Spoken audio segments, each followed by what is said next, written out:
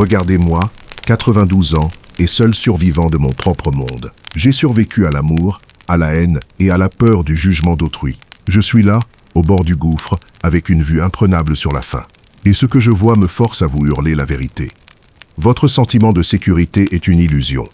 Vous traitez chaque minute comme une monnaie sans valeur, persuadé que vos réserves sont infinies. Quelle arrogance! La réalité, c'est que vous êtes en faillite. Le temps est une richesse que vous n'avez déjà plus. Nous allons tous tomber. Il y a une différence entre savoir que l'on va mourir et le ressentir dans sa chair. Si vous perceviez le froid de l'acier sur votre peau, vous cesseriez de gaspiller votre existence. Laissez-moi vous parler de Jack, mon meilleur ami. C'était un homme brillant, un conquérant. Je le revois encore, enfoncé dans son fauteuil en cuir, me confiant ses rêves avec un sourire, encore 5 petites années de travail acharné, et je m'arrête. J'emmènerai enfin ma femme en voyage. J'apprendrai à peindre, je commencerai enfin à exister. Il parlait du futur comme s'il lui appartenait. Jack avait tout prévu, sauf l'imprévisible. 3 jours après ses grands projets, son cœur a lâché en plein trottoir.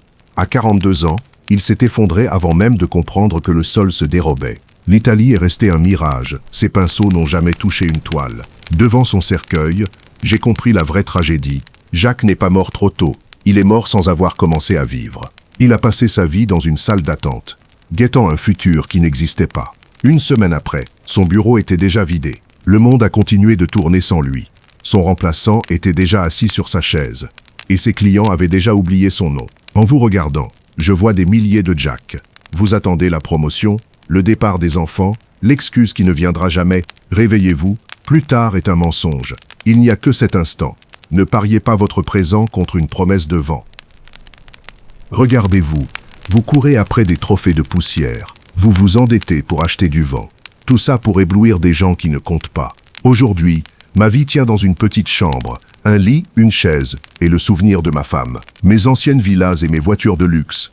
Des déchets. J'ai vu passer des centaines de corbillards et aucun n'était suivi d'un camion de déménagement. Quand vous partirez, vos enfants paieront un étranger pour vider votre vie dans une benne à ordures. Le reste finira sur un trottoir pour quelques centimes. Voilà votre héritage. Alors dites-moi, pourquoi sacrifier l'enfance de votre fille pour une voiture qui pourrit dans les bouchons? C'est un asile de fous. J'ai gagné la partie, ou du moins je le croyais. En 1979, j'avais le monde à mes pieds et un trophée dans les mains. Quelle blague! Je suis rentré chez moi, seul avec mon scotch, face à un morceau de verre, qui ne me rendait pas mon affection. J'avais manqué les matchs de mon fils, oublié nos anniversaires, délaissé Eleanor, tout ça pour une fusion, pour un titre de gloire éphémère. Aujourd'hui, je ne sais même plus dans quelle cave traîne ce trophée. Par contre, le souvenir de la tristesse dans les yeux de ma femme quand je lui annonçais, une fois de plus, que je ne rentrais pas dîner, ce souvenir-là est gravé dans ma chair à 92 ans. Vous croyez bâtir un héritage à travers votre carrière? Réveillez-vous. Votre travail n'est qu'une transaction froide. Vous vendez les minutes irremplaçables de votre existence pour ériger l'empire d'un autre. Si vous rendiez l'âme ce soir, votre offre d'emploi serait publiée avant même que votre famille n'ait pu pleurer votre mort. Votre poste ne vous pleurera pas, votre CV ne vous aimera jamais, et quand l'obscurité viendra, ce ne sont pas vos promotions qui vous tiendront la main. Alors si l'argent n'est qu'un mirage et les objets des ordures, que nous reste-t-il vraiment? Laissez-moi vous donner la réponse.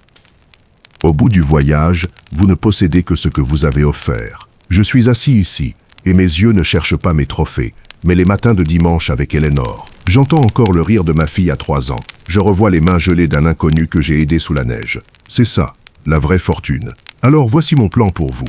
Tuez votre ego. Vous restez figé par peur du ridicule. Vous n'osez pas aimer, vous n'osez pas créer. Mais personne ne vous regarde. Chacun est le prisonnier de sa propre tête. Vous n'êtes qu'un figurant dans leur film. Brisez ces chaînes, car leurs jugements mourront avec eux. Et puis apprenez la pratique de la dernière fois. Elle va tout basculer. Il y aura une dernière fois pour tout. Une dernière fois où vous sentirez le poids de votre enfant dans vos bras. Une dernière fois où vos lèvres frôleront celles de celui ou celle que vous aimez. Ne vivez pas comme si vous aviez l'éternité en banque. Moi, je ne vois plus que l'essentiel à travers mes yeux fatigués. Vous possédez la richesse absolue, le mouvement, la force, le souffle. Ne les laissez pas mourir devant un écran. Regardez le ciel. Appelez ceux qui comptent. La haine est une perte de temps. Le confort est un linceul. Ne soyez pas un spectateur de votre existence. N'attendez pas d'avoir un plan parfait. Vivez à découvert. Risquez-vous à l'amour. Risquez-vous au monde. J'ai assez parlé. Je n'ai plus de force. Le reste vous appartient. Ne mourrez pas avant d'avoir vécu. Volonté inépuisable. À la prochaine.